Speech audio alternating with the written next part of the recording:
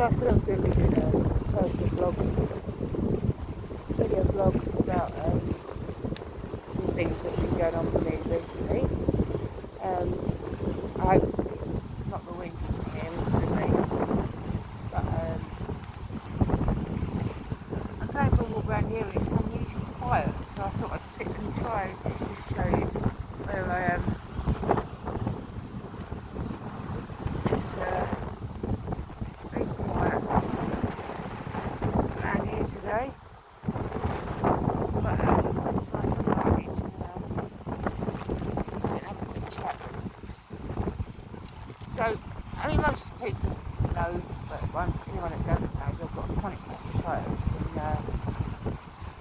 there was such a thing as severe chronic pancreatitis in me, and I've had a weapon operation, which I was the best candidate that I've ever had at the hospital in Malaga, and I was the worst outcome they've ever had.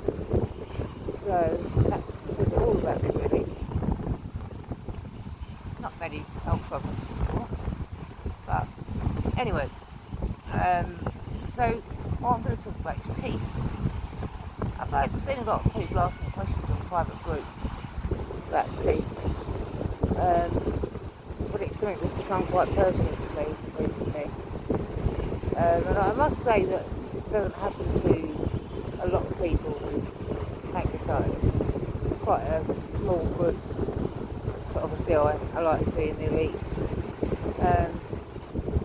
But I'm one of these people with a fear of the dentist, like most, but proper phobia fear.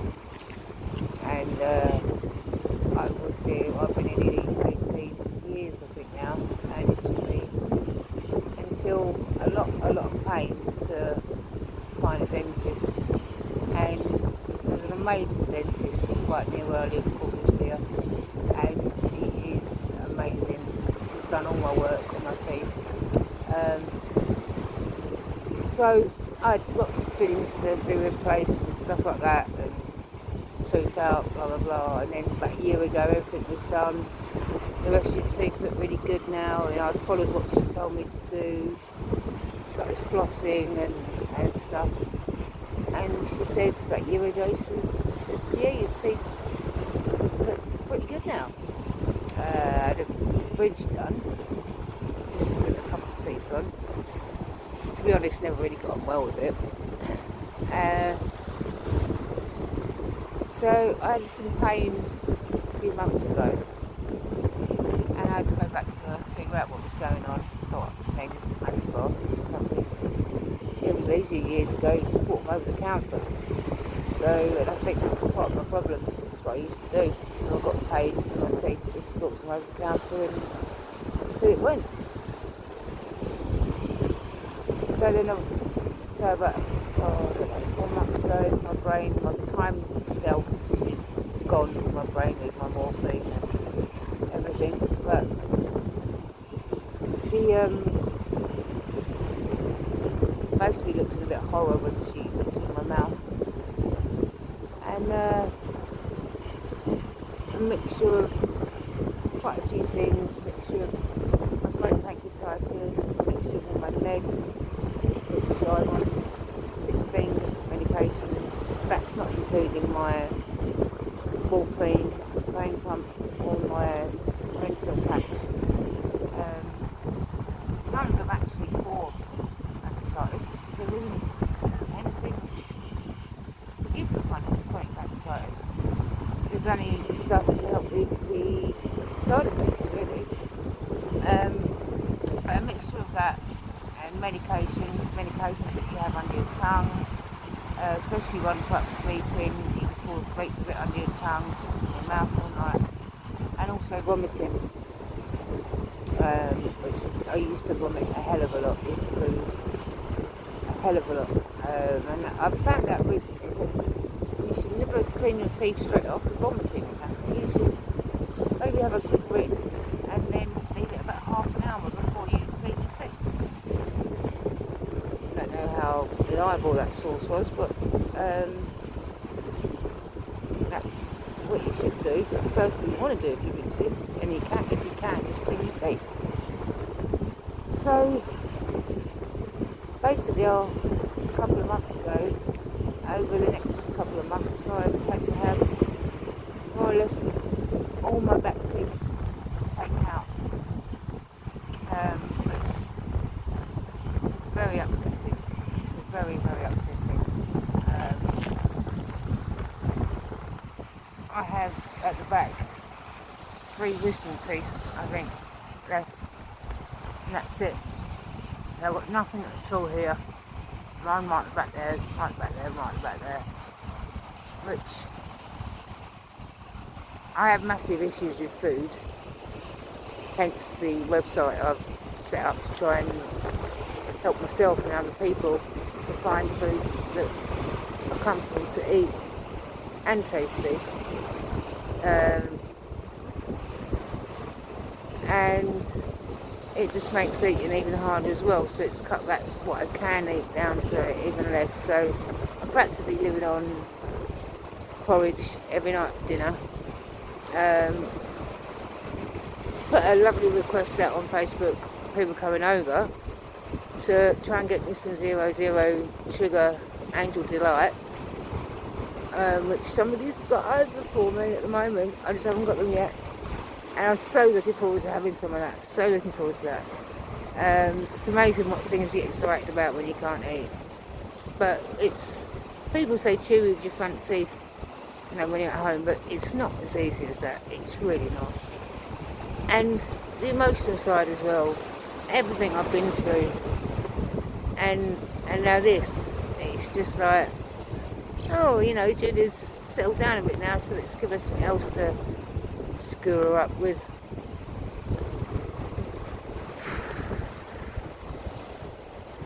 So, last week I had a reconstruction fitting done here, which she did marvellously. No injections. She was so gentle, and she's done it brilliantly.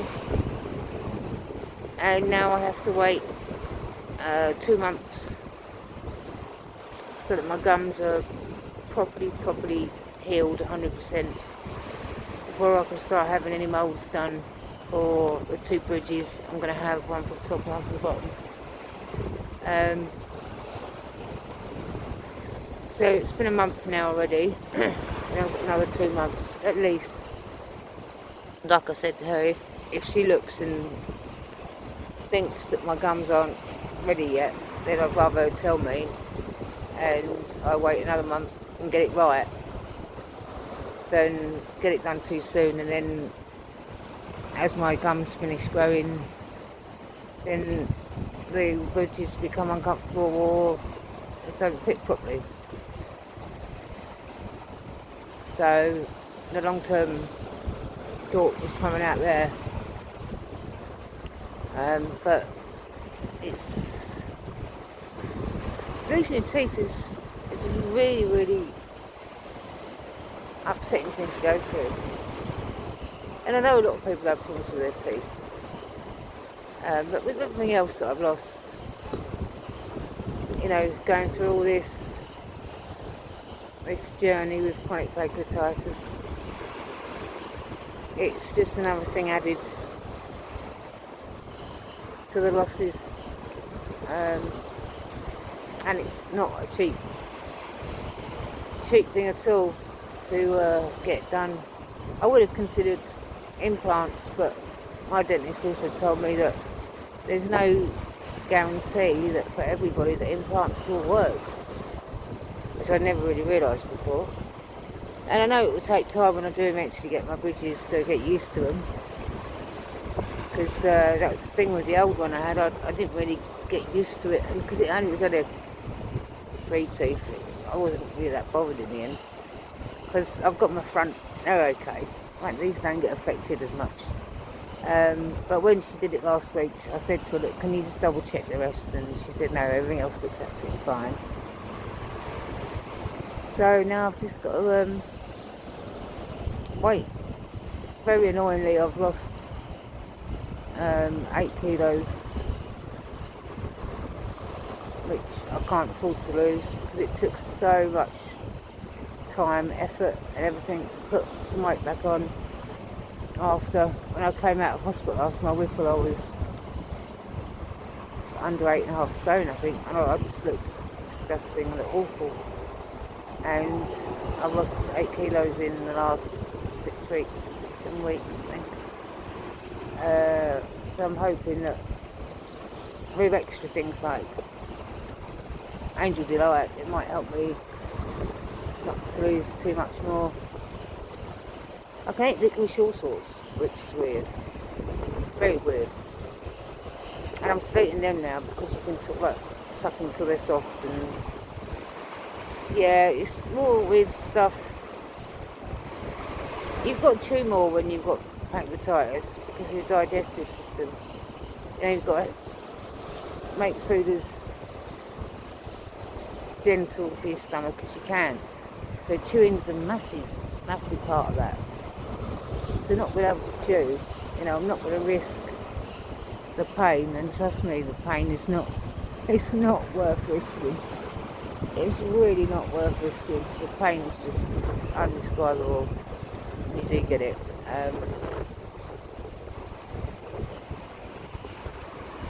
So yeah, I just not wishing my life away, but I hope that 2 months doesn't take too long, and that it doesn't take me too long to get used to them mentally. But it's just an unexpected turn that I was never warned of because it happens to so few. And like my GP over here says, nothing amazes me with you anymore, Julia. So it's just going to be playing a waiting game now. And hopefully they'll be okay and I'll be able to chew again. My 12 types of food I can eat. So I'm actually down to about 8 types of food I can eat now because I can't chew. But yeah, sorry, I'm jibbing on and losing my track a little bit there, but I think that's all I wanted to say about it, really. So I'm back up the pain clinic Tuesday week, and I think for my first appointment ever since I've had my morphine pump, I'm not going to be asking for a rise, which is a good thing. So it means that I've got my sitting constant pain down to about 3 out of 10, which 3 out of 10 for an average person is painful. But for me, when you spent so long in 10 out of 10 pain, it's very manageable. But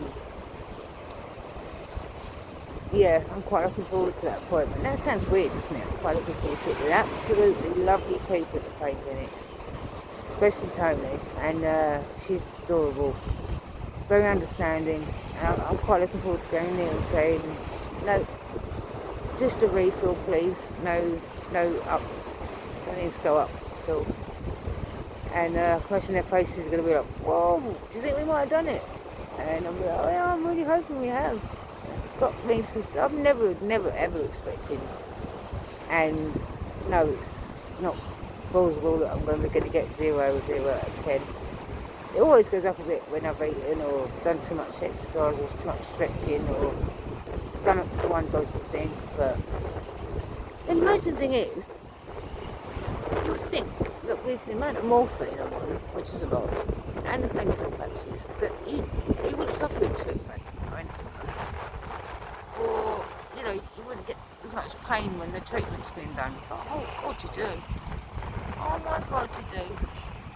The first tattoo I had after my morphine I thought this was going to be easy. God, it hurt like hell. And then weird things. I suppose if I looked into it properly, the ins and outs of it, rather than fun, it would probably be a case of then realising, oh yeah, it only affects certain pains and that, but Anyway, I'm going off the subject now, so before I go off it anymore, which will be saved for another blog, I just wanted to tell you about the teeth situation. And I'm fed up of not talking about it because I'm being embarrassed and stuff, so that's why I've decided to open up on the blog and really open up to the world in a way, because there's no need to be embarrassed. I've got a chronic illness. It's not my fault, and I shouldn't be embarrassed about it, but it's just the way it is, isn't it? It is what it is, or in Spanish it's lo que hay. So I'm gonna say goodbye. Now I've filled you in, another pun, on my tooth situation, and hopefully in a few months' time I'll be able to show you my new teeth and maybe even chew something on camera properly. I've also just put up my new recipe before I go on the website, apricot hugs, and they are delicious, and my stomach can handle them 100%. So I'm hoping if I can handle them 100%, then most people should be able to handle them. I know everyone's different, but I'm so extreme. So if you get spare time and you're watching this, have a quick look at the apricot hugs as well. Video recipe. So easy to do. It's unbelievable. So tasty. So tasty. And it's a snack. I've got a snack. At last I've got a snack. Don't go for a packet of biscuits or something. I've got a snack. Anyway, right, I'm going to go. So I hope you're all well. Take care of yourselves and each other. And I'll speak to you soon. Take care.